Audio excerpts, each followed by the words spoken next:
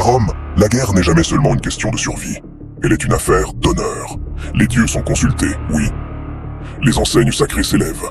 Mais sous le rituel se cache la certitude que la grandeur doit se prouver. Par la force. Hésiter, c'est perdre son rang. Refuser la guerre, c'est accepter le déclin.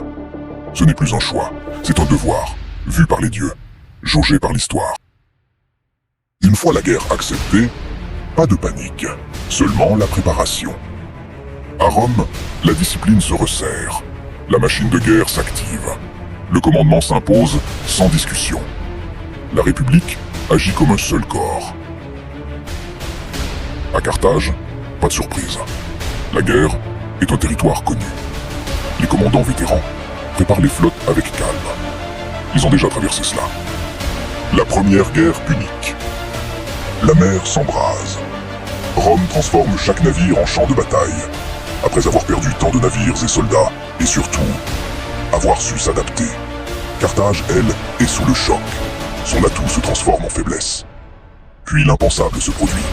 Les soldats romains posent le pied en Afrique. Rome vient de gagner la première guerre punique. La victoire ne met pas fin à la violence. Elle en change la forme. Carthage survit, mais à quel prix? La Sicile est perdue.